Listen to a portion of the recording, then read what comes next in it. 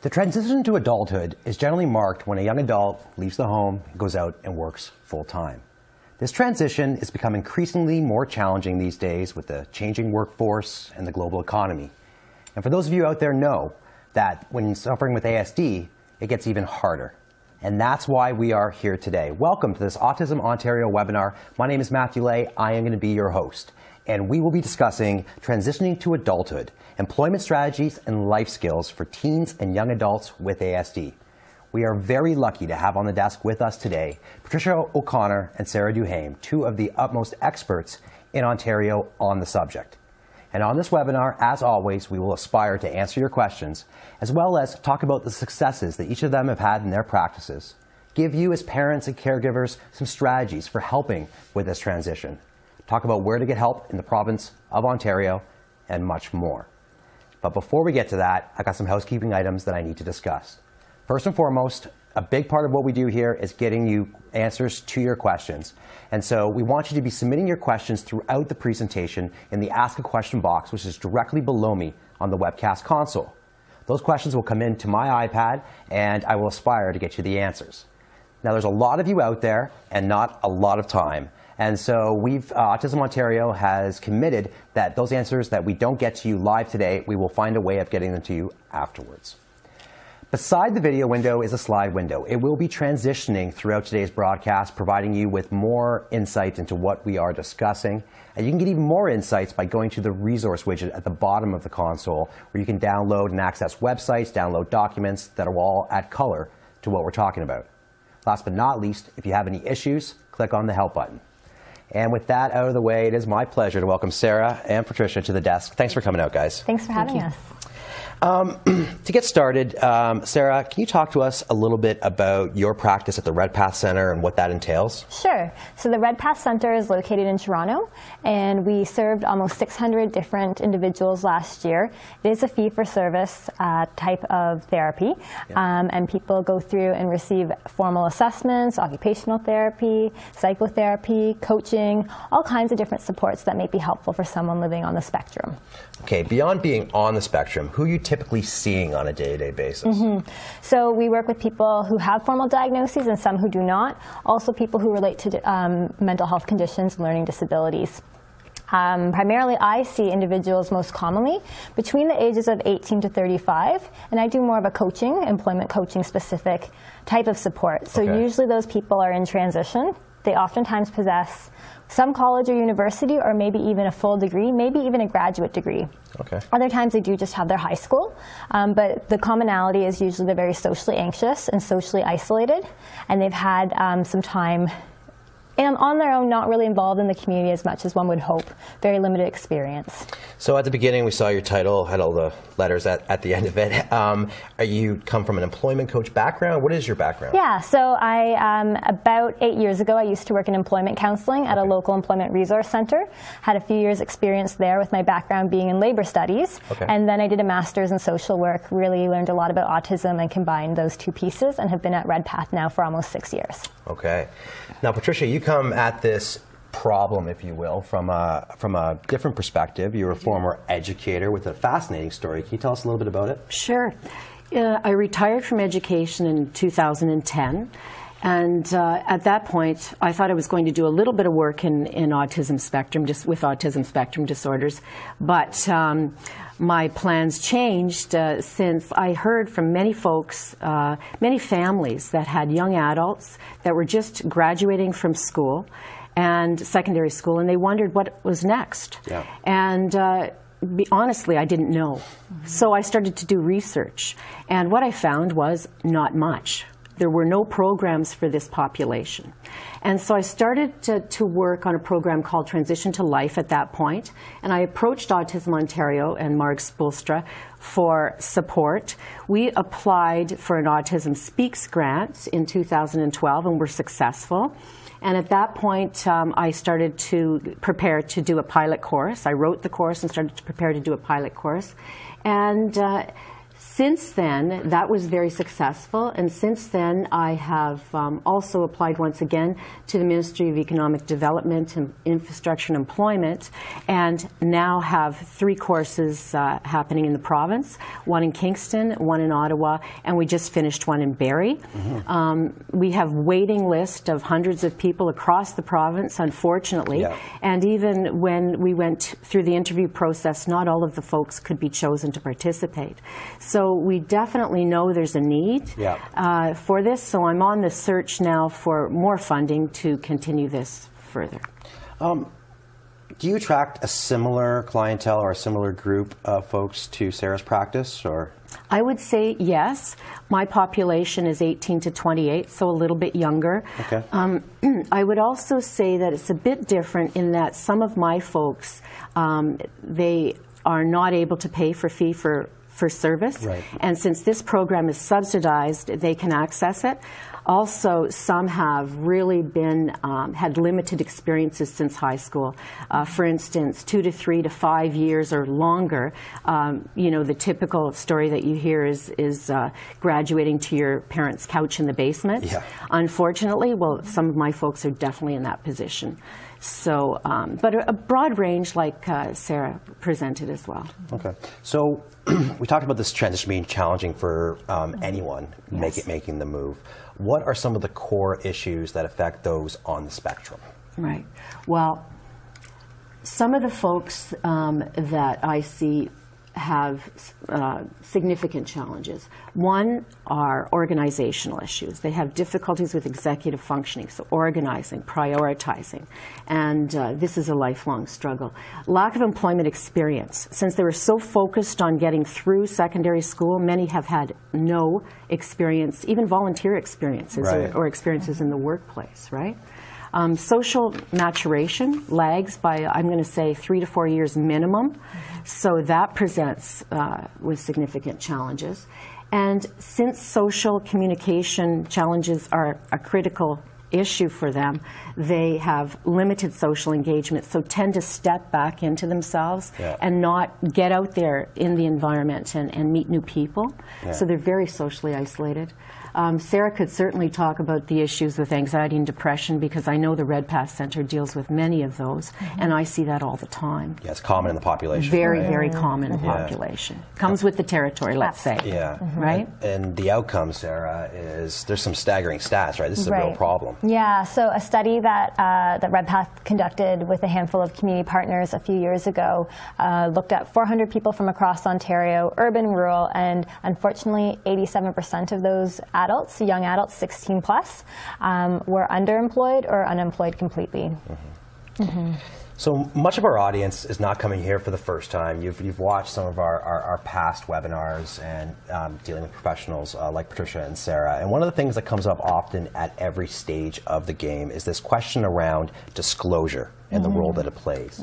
So when talking about this transition, what role does disclosure play? What are some of the concerns around disclosure? Sure. So a lot of times when people are coming to see me, they're not necessarily entering into a very structured program, but it's customized one-on-one. So not every person will disclose. Some individuals are on a very professional track, and they feel that may jeopardize the work that they do. Others really need to disclose. For example, somebody who has some repetitive behaviors like hand flapping, for example. If they're doing a lot of that in an interview, that's going to kind of trigger the interviewer to think, what's going on there? So it really depends. My best practice is, if you choose not to disclose, it's still very important to let somebody know, let your human resources or the person interviewing you, wherever you're at in the stage, let them know that you have at least a different learning style, and try to self-advocate and let that employer know what you need to make some simple accommodations, because very rarely do people I meet struggle with the actual tasks of the job.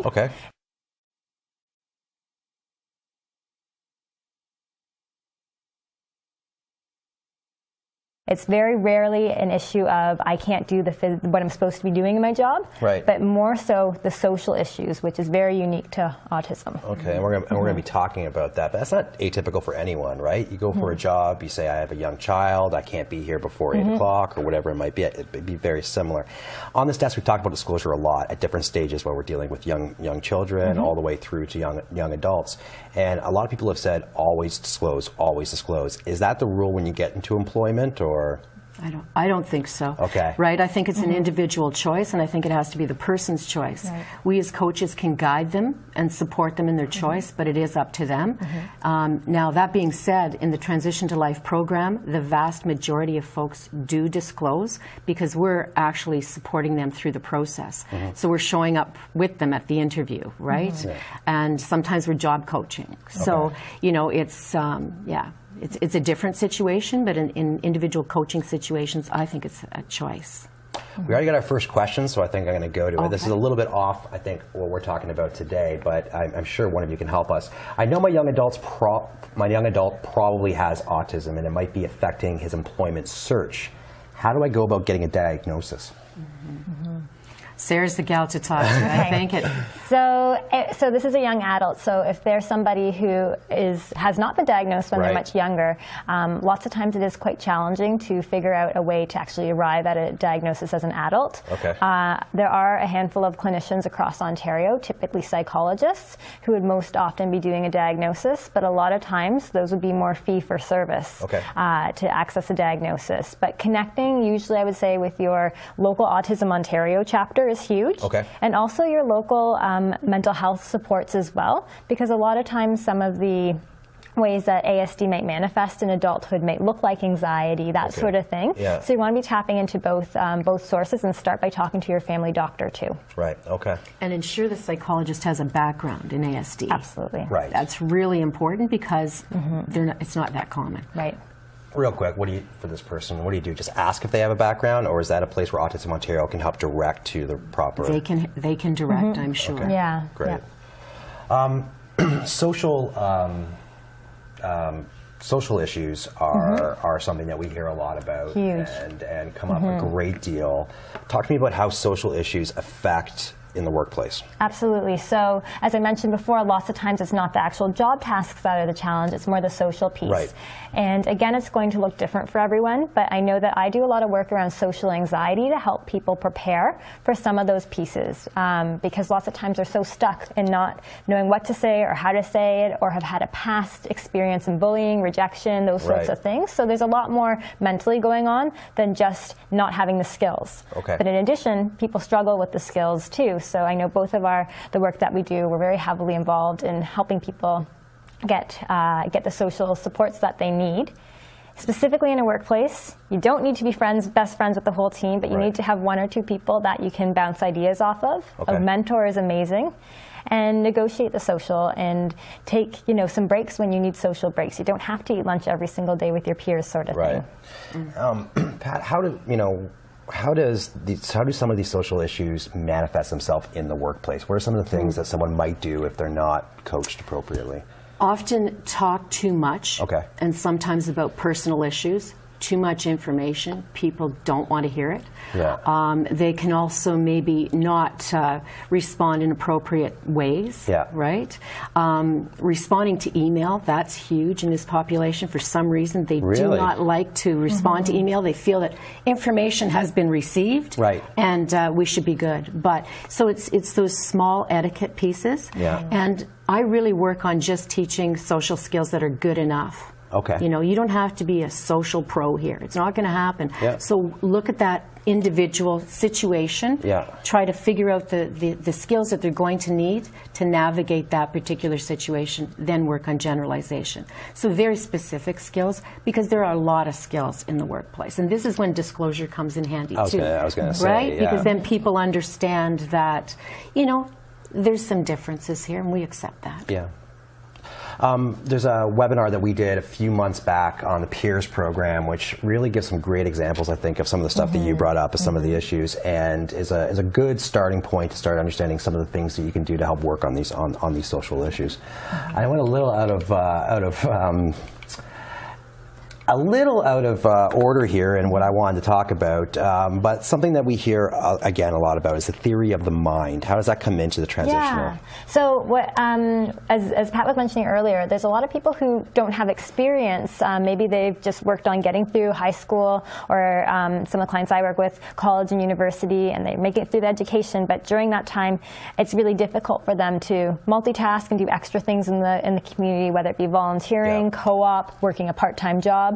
So a lot of times it's really tricky for these individuals to put themselves in someone else's shoes and think about, if I was a lawyer, for example, what would my day look like? Would I be in trial every single day, or would there be prep? And these sorts of things, breaking down what someone else's day may be like and what kind of emotions they may have in relation to those kinds of things is really, really tricky.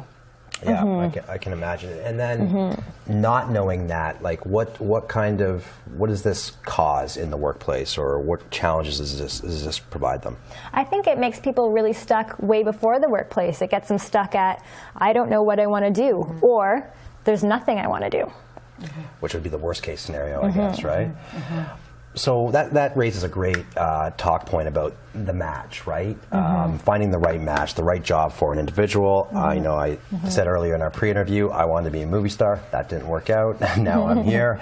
But what are some of the challenges that you face with those on the spectrum looking for that right match of job to individual? So what I find is that lots of times that lack of knowledge, they don't really know where to start, what to do. They don't know what kinds of options are available to them. So getting them some career assessment tools is really important, and wherever possible, having that done by someone like Pat or myself or some sort of school, whether it be your high school or your college or university. One great tool is career cruising, which is free to even access at the local library if you're not currently in school. And then I always mention one of my favorite websites, just to get more information. If you're not at a point where you can even think about, do I like this more than this? Just getting some data as a starting point from the website on the screen there, onetonline.org, is a great way to get started. And go to the resource section at the bottom of the console, and there you will be able to grab these resources and many others. One great piece of advice my dad gave me was make sure you love what you do. I know that those on the spectrum can get really, really focused and really into things. Does that hold true when looking for a job? Well, there's a debate about that, I think, in the autism community, because certainly they have very specific interests that are obsessive at times, and often, because of that, they're experts in the field, right? So, I mean, you cannot deny that, and so you have to explore that. But the trick is you have to make it into something that could be employable. Right? So sometimes, yes, that's the case. Sometimes not so much. But I often do maps of things that could be connected to it, so that you do hone in to their interests. Because if you ignore their interests, I think you're going to have difficulty. Right? But I think you have to expand them as well. And I guess that's what some of those resources that you referenced earlier and they can access will help do. A question from a parent here is, are the resources that we're referencing to assist in I guess finding work, are those things that my child should be doing themselves, or is this a guided process? Right. So I'd say for any of the more formal career assessment tools, like what you see in sort of the first half of the slide, it is great if you can be tapping into people who have a background in that. Because they know sort of, if you have this 5 options in a page that are really good careers for your son or daughter, that doesn't mean that you have to do only these 5 jobs kind of thing. They're sort of a little bit more trained to adapt, well, what's similar to this, and where can we take this, and it's not setting any lines in sand, in stone, I should say. So I think, yes, you should have help with that. But the website at the bottom is a great place to just start to get some information. Even just bouncing ideas off of a parent or family member, teacher, that sort of thing is really good too. So there's definitely a role for family at this stage for sure. A couple more audience questions here. My daughter doesn't understand that sometimes she needs to work as part of a team. It's hard for her. She doesn't always see the point because she receives ODSP. As a parent, I do not want her to miss out, but it's hard to get her to understand that working with others is good for her. Any suggestions there? Yeah, it's a tough one because working in teams is part of what I do in Transition to Life. That's part of the course. Yeah. You need to be able to work in teams to be a successful community member. And so usually with somebody who's really resistant, I'll start them off in a small in a small way, so that they're only working with somebody else, just one other person to do a project between them, and then broadening that. Or maybe just starting off playing games, right? It depends on where the person's at, because anytime you put two people together, you're working as a team. Right. So you don't want to put this person to work in a team of 10, obviously. Right. You want to gradually increase the opportunities that they have to work with other people. Okay. And starting with preferred activities is often very positive. And this is a common issue. It is a common issue. It comes, Our son has been out of high school for 3 years. He has been at home mostly since then. He has recently been getting stuck and frustrated and experiencing angry outbreaks. Part of it may be boredom. He spends most of the day in front of the TV, which we see a lot, and he requires support to get out and into life. Where should this person start? I know we got a whole section on this, but in that situation where they're stuck, what advice would you give for them to get started? It's tricky without knowing much more about this person, so maybe we can say, stick with us for a little bit and we'll give you some ideas. Because by the end of today, they should have some ideas. Right. If not, come back and ask us more questions. Yeah. All right, fair enough. We talked a little bit about it, but let's talk about where to go to start looking. So maybe even in this case, starting the job search, where do you go to start? Well, this particular question, going back to, I think the person mentioned that their child was on ODSP. Yeah. So there's ODSP employment supports as a possibility, which is a lot of people don't know about. They take the income supports and don't tap into the employment supports. So that's a possibility. Yeah. Talk to a caseworker to get more information. I often encourage people to start at their local employment resource centers. And certainly they're not geared at supporting people with special needs. Right. They're generalists, sort of, and no door is a wrong door is a philosophy. But there's definitely some gaps there in understanding around autism. So it's something I'd certainly suggest people consider approaching, but going in, making sure that you're very open about the diagnosis and what that means for your child, so that the intake worker and the employment counselors that would be in those situations would have a bit of a better sense as to what that would mean for helping your son or daughter. And I think that's probably an important point. We're going to talk about later about the challenge in getting formalized support for this transition in the province of Ontario right now. You guys are great examples of that, but you are only in a few regions of the province. If someone is walking in cold into an employment resource center, what are some of the strategies that you would suggest for them, Pat? Well, I would say that I don't think I'd walk in cold, for starters. Well, that's good. I would make a connection with them and explain the situation, explain the background of the person involved. Right. And I wouldn't expect the young adult to do this independently. I would expect them to do it as a team, so that there is some background information available on the person and sort of what they need. To expect any young adult to do that is difficult, but to expect somebody with ASD to do it independently it's not going to happen. And I don't think. Yeah. I mean, my general Yeah. impression. Is the parent the right person to go with them? Is there others that might be better suited to make that trip? Well, I'll speak to the Transition to Life program just for a moment here, but we do help them in that regard, right? So we make those connections. The folks know something about ASD when our people come, and we do support them in that process. I think that's ideal, but somebody should be with them, and I don't know if there's an ideal person, somebody who knows them best, who understands their challenges, and who will support them over time. Okay. And I think that's too where Autism Ontario is definitely a key part of empowering and helping the local employment agencies that are more generalists around supporting people in finding work. So I know, for example, I was in London, Ontario last weekend presenting out to that chapter, and they have a great partnership with one of the local employment resource agencies. That one's called Hutton House. Right. And so when people come through Autism Ontario in London, Ontario, and they're looking to find work, well, there's this partnership already in place where they're connecting and referring, and so that when there's questions that come up around, I don't really understand this whole ASD thing, then there's a support that's very knowledgeable already in place. you're already here, so clearly you're aware of Autism Ontario. You've been to the website. That's how you get on these webinars. But a theme that you'll consistently hear about is they really are, that website and those groups and the local chapters really hold this community together and are a great resource to find out, what's the best employment service to walk into, or what, where to go next when you're experiencing these things. Another tough one for you, Sarah, coming from the audience. I'm not sure there's enough here, but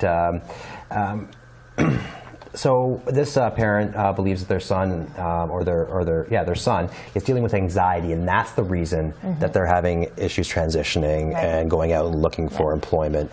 When anxiety seems to be the core reason, what would you suggest that they start doing? We were just kind of talking about this right before we came on set, is just that sometimes people, as much as you want them to be working and as much as you know that that's going to help with their depression or anxiety, sometimes you really do need to start by addressing the anxiety piece first. Okay. So that may look like, if it's social anxiety, a social anxiety group. It may look like cognitive behavioral therapy with a one-on-one counselor of some sort. But definitely that needs to be addressed, because you don't want to have a false start and then have that person get discouraged because something didn't work out with employment because they weren't ready, and then they're sort of really draw themselves in, and they're in a much worse place than they may have been beforehand. But get them busy. Yeah. At the same time, doing meaningful tasks. I mean, I deal with a lot of people that require additional supports. I mean, this is a complex area, right? But I always get them busy, right? It makes sense. So let's talk, you've already brought it up a couple times. Let's dig in and let's talk about all the success that you've been having with transition to life. I thought you'd never ask. No. We knew it was coming. It's important for people to learn, what happens when they are going through a program. And you've had success in improving independence, social opportunities, but most importantly, really, employment skills, success stories of people going out who couldn't before and are out making that transition. Talk to us about how Transition to Life works. Like, what is the program? So this program is a 12-week program, and it's 3 hours a week of in-class work where they're spending a lot of time working with team members, right, and learning how to learn in that environment. And there's a real key focus on readiness for life and readiness for work kind of skills. Okay. This is reinforced in individualized coaching, which is offered weekly, and it's probably on average 2 hours a week. Wow. And so it's pretty intensive kind of support. Yeah. First of all, it's just focusing on ensuring that people understand the course material, but it also looks at the transitional issues that that individual is facing, right? And comes up with some goals and a plan for the future. Yeah. So that when they finish the course, they should have a better understanding of a direction that they want to go in. There's a lot of assignments, so homework's mandatory, but they're very practical in nature. Okay. So it's Give not. me an example. What's a practical So, for assignment? instance, they have to seek employment. So every week there's an employment strand that has to be addressed in their homework. It might be finding 3 references. It might be working on a covering letter. It might be practicing for the interview that's coming up. But each person weekly has an employment focus within the homework as well as other things. Okay. 1 week they're asked to incorporate 3 physical activities, which isn't their favorite thing, I've got to say, into their schedule 3 times a week to increase, to increase their physical activity. Yeah. Community involvement. They have to go out into the community and join something. Okay. And if they're already if they're already involved in a church group, that's great. If they're already going to the library, that's all right. Yeah. But those are the kinds of things we're talking about. What else?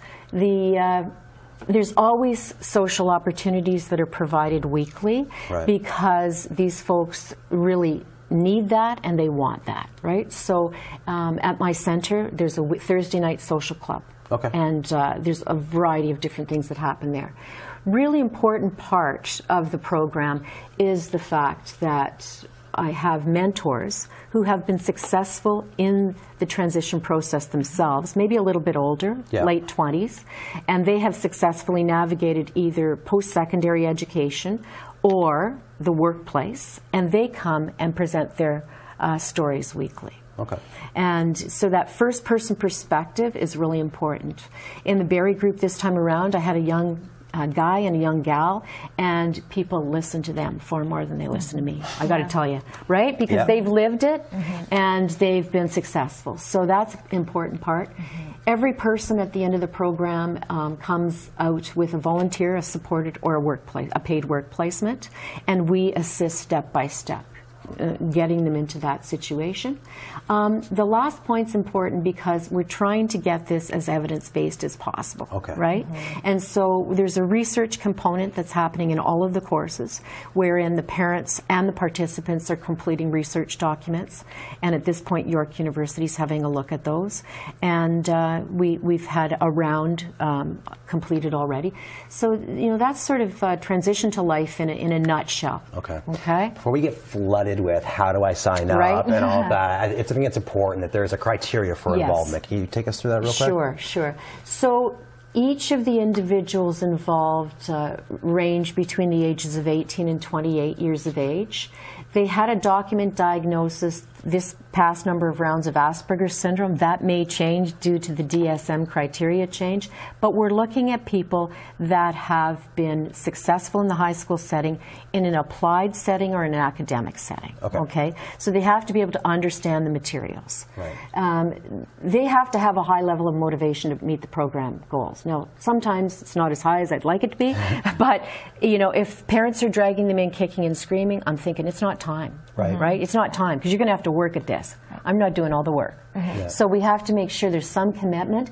Parent commitment is necessary, and oftentimes when they reach this age, parents are sort of out of the picture. Like when they go to post-secondary, parents aren't supposed to be accessing, you know, the information without specialized signatures and supports. Anyway, I sign a contract. Parents are involved. Individuals involved, I'm involved, and because they're going to be there long after the 12-week course is finished, right? So they have to be in for the long haul, and mandatory attendance and weekly assignment completion, and we really are on to them about that. It's not like, yo, you can do it if you want. No, right? We check it all the time, and they have to be able to attend the course and the employment placement independently. So that's the key criteria. We can support them in the process. But we don't hold hands totally. And it's available right now, you said, in Kingston, Ottawa, and Barrie? In Barrie, and the Barrie course is just finished, so Kingston and Ottawa have two teams there that are offering it right now that I've trained, and they're doing a fantastic job. They're in there making all the connections with local communities, and I'm down there monitoring it weekly from afar. And Sarah, one thing that I've heard very similar is a lot of the one-on-one. Very important. And a lot of your program or your practice is one-on-one and specialized as well. Compare and contrast a little bit. What's it like when someone comes to see you at the Redpath Center? So it's actually very similar in a number of ways. So the only difference is that majority of the work that I do is one-to-one versus it being group-based. And so I think that has its pros and its cons to it. I think sometimes when you're in a group environment, sometimes that's more motivating. Oh, they're doing the homework, I got to do mine kind of thing. So I think I see people who are sometimes in a bit more of a pre-employment stage where they may not be quite as ready for a group yet. And sometimes they've actually, in Toronto, there are a number of different supports that are available, and sometimes they come to me because they've been deemed ineligible at some of the other services. They're just not quite there yet. So it's just breaking it down and customizing one-on-one what things might look like. Some major similarities are the homework. There's always going to be homework because this person's trying to get closer to working, and if they're working, they're going to be the ones who are there doing the job, not me, not Pat, not all the coaches. Another huge similarity is a parent involvement or a spouse. A lot of people I see, it might be a spouse as well as somebody who is helping them stay organized with the tasks and that sort of thing. And then I think another difference too is that yes, there's the employment and the volunteer as the outcomes, but for many people I see, their outcome also may look like returning to school. So a lot of people I work with, maybe they did a little bit of college or something and didn't really connect to it and they stopped attending. It's maybe sometimes re-enrolling or even enrolling in a postgraduate and helping them figure out, yes, I'm really into this one-year program that's in environmental studies. I never knew that before when I was doing that general arts and science kind of stuff. So it's really gearing them up to figure out what they want to be doing long-term too. the questions are flooding in, and we always like to answer their questions. So the next one that I've got here are, what are some of the common accommodations that employers can make to support someone on the spectrum in the workplace? I can say a little bit, and then you jump in from. Sure. So, just firstly, just to warm up to that topic, I think a lot of employers think, "Oh my gosh, this person has ASD. I don't know anything about it. Right. It's going to cost me hundreds and hundreds of dollars, maybe even more than that." Yeah. But the reality is that the average accommodation for anybody, whether it be physical disability or something more like ASD, is $200. Wow. Yeah. So it's quite the discrepancy from what employers may think. Yeah. But go ahead. If you It's wanna just writing down instructions, right? Yeah. Instead of verbalizing all the time, Okay. so that they have something to rely on after the person leaves. Right. It's structuring jobs in a way that they understand it, and ensuring that they understand what the task is before they're left. It's that understanding about social in the workplace, and you know, they may not be as social as everybody else. Right. You know, it's some basic things like that, and then it's some accommodations that may affect the job, the particular job that have to be looked at, right? So that would vary from employment situation. But what I'll do is, I do have a resource that I hand out to employers that's sort of 10 top tips. Okay. And I'm not sure if I've provided that to Autism Ontario, but I'll put it up there so this person can access that. 'Cause this is sort of the basics, right? Yeah. And for any of these resources that maybe aren't there yet, the Knowledge Center at Autism Ontario is where you would find this stuff. A bunch of the stuff we're referencing today, if it's not in our resource section, will be in that Knowledge Center. I would like to get my 23-year-old son into a program like Transition to Life, but with his anxiety, I cannot get him out of the house at all. You talk about each participant being willing. How do I get my son to see the importance of these kinds of programs? Yeah, I mean, this sounds like a little bit about sometimes when people come to see you is to get ready to move into a situation like Pat offers, but if they're not seeing the value.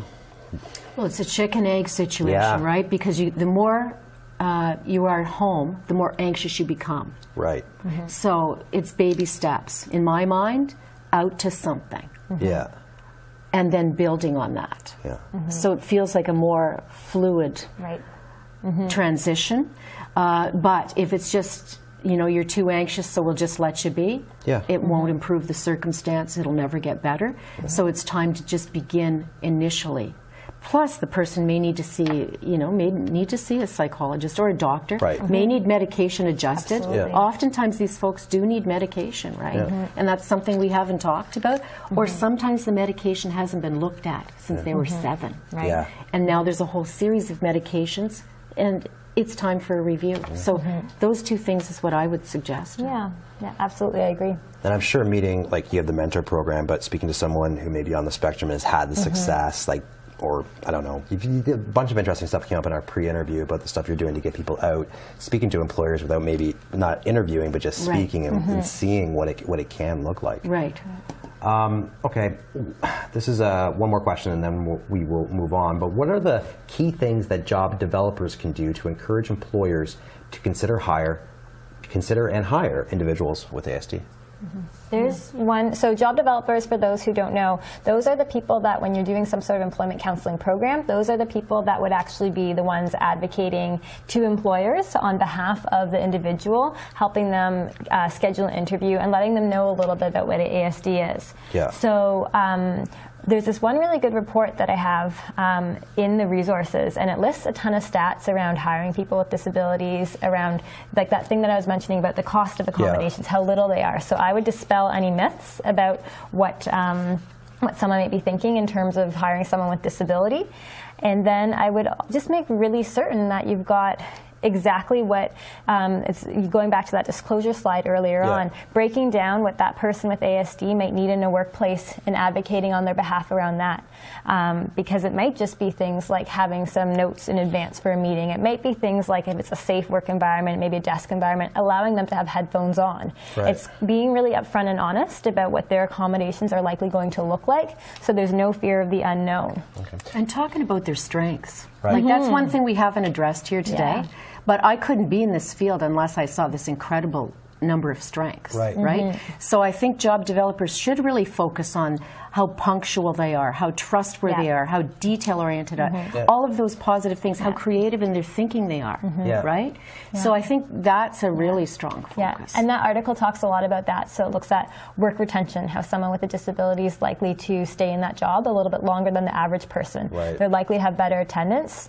Business case. Be on time. Yeah. Make the business case. Hugely a business case. And I think you're right. I mean, the number one assumption would be, you know, that there is a cost to being an employer that brings us on. But there's other benefits. I mean, Huge. any response for RFP that you ever have to contribute to, it asks questions about, are you equal opportunity? Do you, do you have programs like this in place? So there's additional benefits to certain organizations as well. There's definitely a movement that's starting, that's just starting to rumble about not looking at hiring someone as ASD as a charity case, but looking at it as this is sound for your business. This person's going to bring way more benefit. If you can make one or two small changes that are not very significant, you're going to get a ton out of this person. They're going to be better than the average employee. Right. So this is important. We talked about, this wraps in a bunch of the stuff that we had talked about, but let's try and synthesize it for our audience. Disclosure sounds important so that you can take advantage of the positives while getting some of these, call it concessions, to help you do it. So we already talked about it once, but what do you do to help someone disclose? What are the steps that you guys take when going into that job interview? Pat, you go out with them, right? Yeah, we're very directly involved. Right. And so they actually write a disclosure letter as part of the course. And so they're aware of how to proceed, but we, as we go into a job interview, we've made the connection previously. Right. So they're fully aware what this person's strengths are and what their challenges are, and they're very open in the interview to accommodations. Okay. And yourself? I think it depends. Some people that I work with, like I mentioned earlier, they need to disclose prior to an interview, but a lot of times I'll encourage people, if they don't have if they're okay in the interview stage, and the need is not immediate at that point in time, I encourage them to wait until they're already hired, because I would hate to see someone discriminated against, and you can never really prove why someone was not interviewed. If there's 100 resumes, it's really hard to make a case why one person wouldn't have received an interview. So disclosing either at the time that they're offered the employment or early on into the job, or right away into their training. And it looks different for each person depending on the job. So so it's tricky to say. Okay. I got a question here from somebody. I'm 32 and I cannot get a job. I've been searching for a year. Nobody wants to hire me because I was fired from my last job. Over that year, I've only had one interview, and it's been very discouraging. Any suggestions where I should start? So I would say rescripting on why did you get fired from that job? Does that need to be on your resume? Is there a different way that you can look at how to word what happened there? And I would also say that doing something in addition to job searching is really key. So maybe it's getting a volunteer position. If, say, you're trying to work in IT, maybe it's volunteering, doing some website stuff for a company while you are still looking for work, because you need a positive reference if the last one was not so great. Right. And you need to see that on the resume. You don't want to see a big gap. Gaps Right. are not good. Yes, that's a red flag, definitely. Right. Okay, so at Transition to Life, you mentioned earlier when we were talking that it's like a college kind of setting. Well, we work out of colleges in the province. So the reason for this is to give the folks experience in that setting. Some people have had experience in the setting, but others haven't. So as a result of having that experience with peers, they often decide that might be something that they want to do. Right. Now, that being said, I think that everyone should just take a bit of a breather after high school and not necessarily go directly into the post-secondary setting, because they're just often not ready. But be very engaged in their communities or employed or something in the meantime. There's a risk there, right? Not going directly. Right. Of what happens with that most critical people want time. them. You know, most people would love their child to go directly to college or university. The folks that I'm seeing haven't been successful. Often. And they're very discouraged. Because if you're 18 but you're socially emotionally 14, you're not ready. Right? So I find the older folks are doing better at college and university. Plus, by then they've had the opportunity to search out the jobs that they're interested in and the career that they want to, be engaged in. Yes. But having them at the college university just gets them thinking about different opportunities. And out of how many people, I'd say that 5 or 6 out of the classes that I've taught have then decided to go sort of immediately to post-secondary after taking it, because they've been there, then they started researching, became an interest. So I do think being at the colleges to teach the course, we're not part of the colleges, but to teach the course is a very important component of it. Yeah. Came up again, one of the reasons, the social, and we talked about it as a core issue earlier. We got some slides here showing some of the stuff that you guys do there. I know the importance of it, but what are some of the practical things you're doing to help improve the social awareness? Well, people think that people on the spectrum aren't social or don't like to socialize, and I can definitely prove that wrong, because this is my center in Barrie, and I started off with a group called the Spectrum Connection a number of years ago, 2010, with 3 people, and now we have, and that was just once a month activity. Now we have a weekly activity, and it's called the Social Club. And they do all kinds of different things. But on average, now I think I have 45 people coming and going. What kind of things happen at this? Well, it depends on what they want to do. So every Thursday, 6:30 to 8:30 is set aside for them, and we make plans month by month. But their preferred activities, games night. The game that you're seeing there is some complex game that I'll never understand, because they're way smarter than me. When it comes to this kind of thing, they really are into games. So this is games and pizza night. There's also an outing in the community every month. So they went rock climbing last month. We're going to Wasaga Beach. So that is once a month as well. And then there's other things, like there's girls and guys night out, and they choose what they're going to do. Guys sometimes play poker or whatever, or strategy games, and girls often do more girlish things like make jewelry or whatever. But and then there's always a movie night with a theme. Tomorrow night's Disney, so they'll all bring Disney movies and decide what they're going to watch. But they'll all dress up like Mickey Mouse Club, and it'll be Star Wars. Or Star Wars is huge. Spider-Man, like they really have these interests that carry over to their social life. So the great thing is it's a safe place to be. Everybody there is on the spectrum, and not necessarily Asperger's, across the spectrum. And so they really are good supports to each other, but they engage in the community from here. So they all make connections with each other to do things like go to Comic-Con, whatever it might be, right? Sarah, so you don't have the benefit of the group setting. You're doing it differently, but you have the same issues. What do you do to help with the social I think around social, there's no way around it without being in a community kind of based setting with other people. So we actually at Red Path do run social anxiety and social skills groups. It's a bit more structured, whereas this is like you're going in and you're kind of deciding the activities. This is sort of like a pre-step to that, where the first half of the program breaks down some thoughts that people might have about themselves and anxieties that they may have in being social. And then the second half of the group is all skill building. And we had a games night just this past Monday. And then we do an outing to a restaurant. So every time we run those groups, it's myself and a behavior therapist that run them together usually. And they are, they're always full. And we run them every season pretty much. So someone who doesn't have the means or isn't in Toronto and is on your 100+ person waiting list, what are some recommendations for parents to do to get them out doing these sorts of things? Start a social group. Yourself? Just go out and make it happen? I mean, work with Autism Ontario, because oftentimes there are already groups set up now, and it's just beginning to be more popular. But definitely, that's how I started, was with a social group. And if you start a social group, they will come eventually, right? Because I think I had 2 to 3 that I began with. The other thing that I encourage a lot of people to do, and it looks a little bit different in more of the rural communities, but there's a website called meetup.com. And that's where a lot of people, like whatever you're interested in, if it's sci-fi books, or whether it is video gaming, or whether it's a hiking, whatever it may be, you can find a group in the GTA, especially because there's just so many people. So it's more likely that you're going to find people sharing common interest. Nothing to do with ASD, but you just go out, and if you're connecting with people around something that you actually like, it's going to be a heck of a lot more enjoyable as a starting step versus, you know, something that is more like a social norm kind of activity that people going to a party. That's hard for a lot of people. But going on a hike, if you love hiking and you want to talk about birds and you like the same kind of bird, that's a lot easier to get started with. Right. You've dropped the word a bunch of times, and both of you have, as it relates to this, the community. You do a lot of work in the community at your program. What does that look like?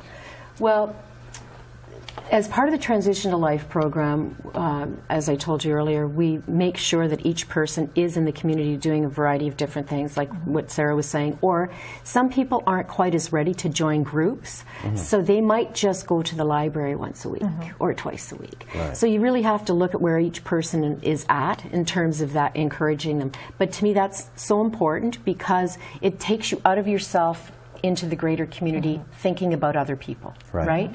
And so this is just a community walk.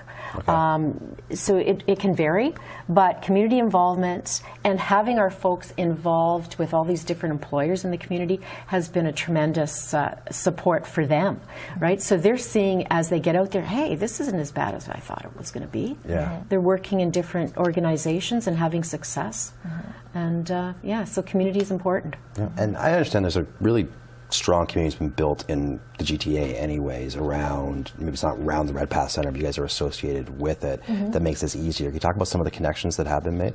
Yeah, so I mean, in the Toronto region, there's definitely close to, I think, 20 or so local employment agencies that sit around a table that are starting to talk and communicate for the first time about here's what we're doing, and there's a broader sort of body that kind of monitors it and shares job opportunities amongst the different partners. So yeah, that's really cool and new, and I think something that's not happening everywhere yet. No, Ottawa it's happening in Ottawa as well. Just because somebody reached out to me this past week to see if we'd sit on that, so that's very encouraging. Right. I've got a question here from our audience. I'm worried about my child's mental health in relation to looking for work. Do you have any thoughts on the impact of mental health with ASD and transition? Yeah. You go ahead. Okay, well, yeah, I think that mental health is the priority, right? Yeah. So I wouldn't put the work ahead of the mental health, especially paid employment. I think I would have someone have a very close look. I don't know what mental health means to this person. We're not sure, but it must be significant to say that.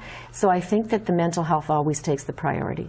Like at the beginning of my course, I just do some basic assessment to determine if a person is really depressed. And if they are, it doesn't mean they can't come into the course, because we welcome them with open arms, but they need more support than me. Right? And so that determination, I think, needs to be made with this particular individual to see the kinds of supports they need. And once again, getting out into the community in small ways that are successful will help move the person down the road. Right. And that's common, right? Like throughout the school system, it's not just the educators or the parents' responsibility. There's always, you know, a mental health professional should be involved. Okay, so we've got about 8 minutes left. Just want to give you guys a bit of a time check here. Continue to submit your questions through the question box, and I will get you the answers, or we'll get them to you later. But one thing that we do need to talk about, and that is the state of support in the province. We're here today because there isn't a lot. You guys are pillars in the community.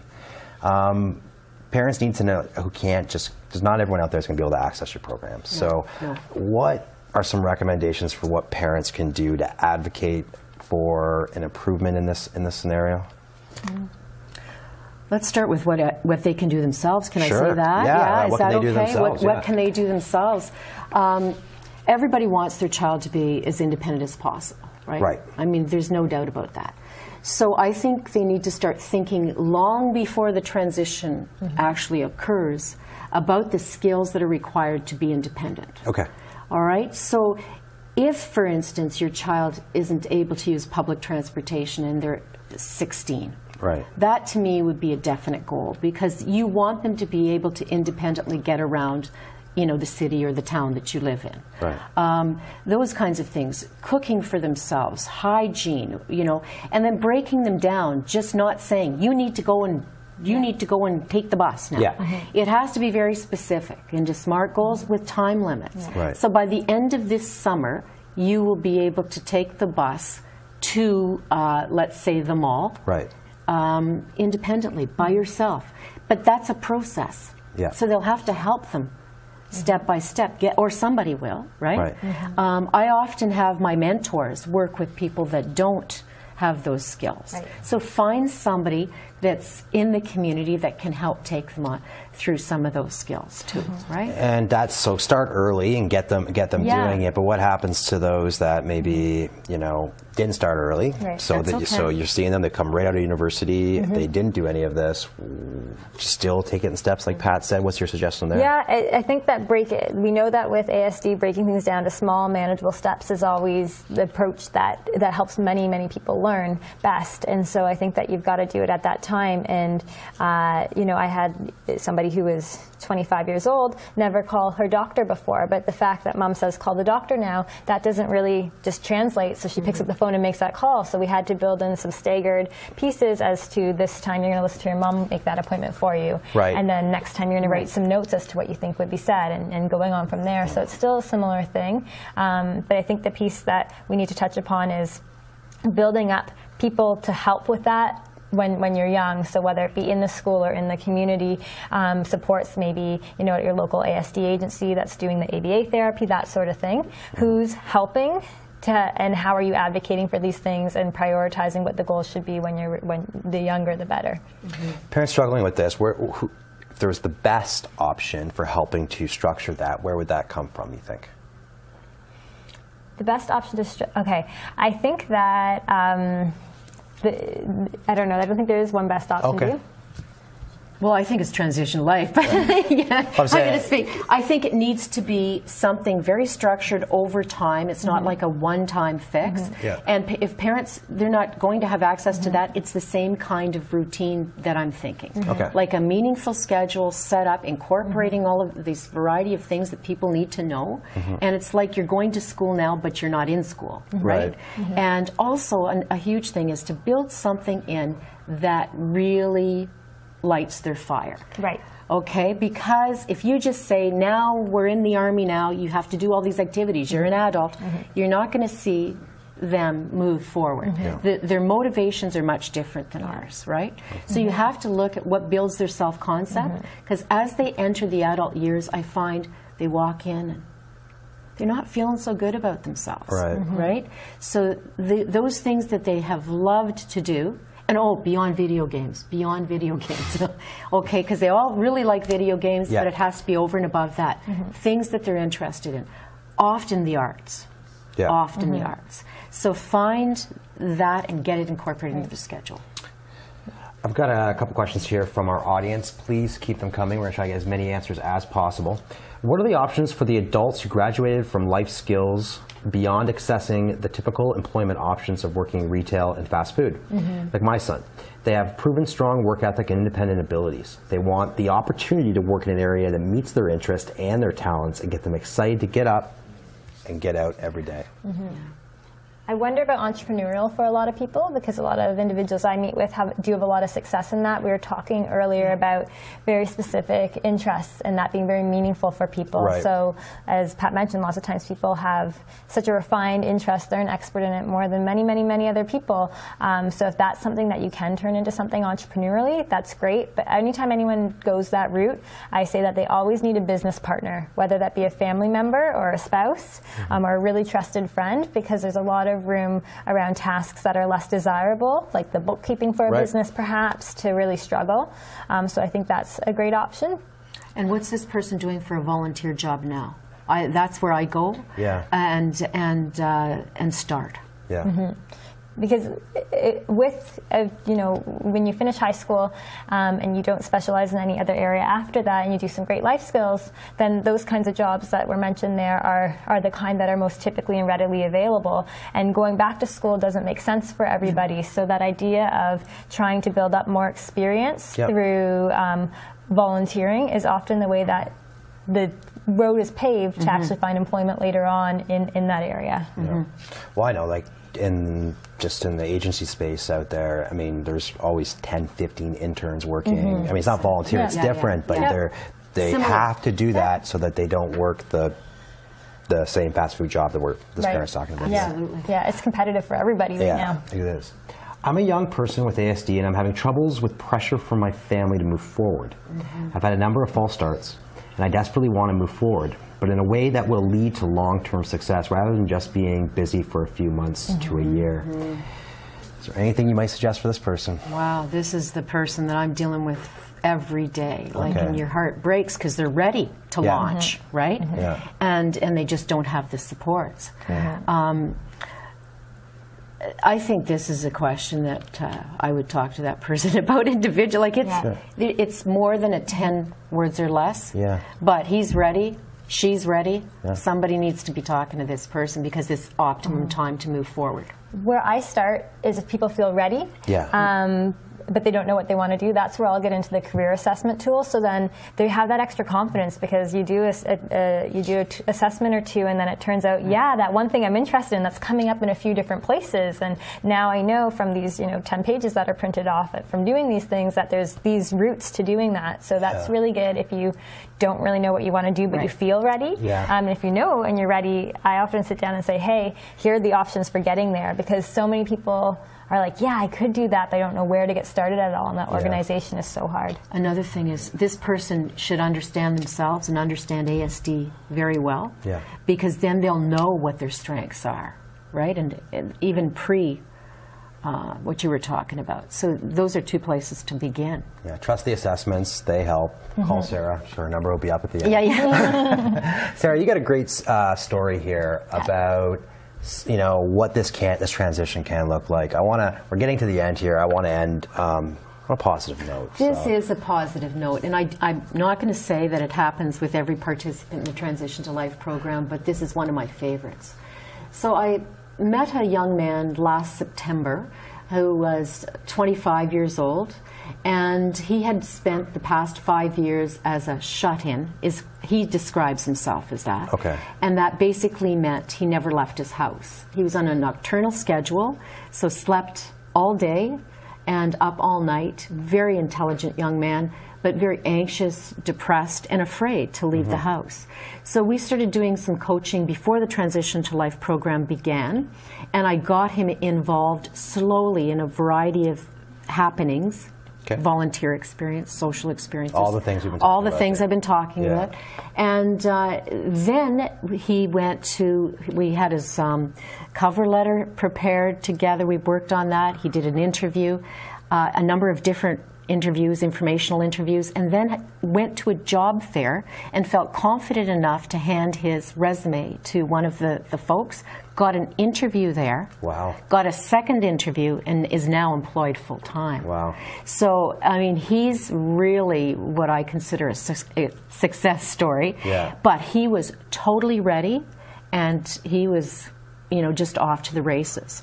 So one thing that if people want to see his story, they can go on my website because he's up there with his mom. It's a very cool story, but not everybody has that outcome, but I love the story. That's why it's up there. I think it's important. We've talked about the challenges getting support in the province. We've talked about the core issues affecting those in this transition, and it's great to sort of end with a story like that. Sarah, maybe you can give us some final, if people walk away with just one message from you today, what does that look like? I think that we need to really just focus on looking at ASD in the workplace as something that is a huge strength for employers, and employers are lucky to be hiring people with ASD, and so just trying to keep that positive enthusiasm around the job search, which is so easy to get discouraged and burnt out by, and parents just keep advocating for your children, getting started as young as possible, I think would really be everything in a nutshell. Guys, thanks so much for your time today, and thank you all for participating in this webinar. As we mentioned before, there's a lot of you, a lot of questions, and only so much time. So the questions that weren't answered, we're going to aspire to get back to you. This event itself is recorded, it's being recorded right now, and will be archived on the Autism Ontario website in the webinars section. So that'll be available in the next couple of days. If you know someone who wasn't here today but you think might benefit from this presentation, feel feel free to share the link or come back and watch it yourself later. Along with this posting are a series of other webinars from this series, which I think you'll find helpful and informative. On behalf of Patricia, Sarah, Autism Ontario, and myself, thanks for coming. We look forward to seeing you next time. Thanks.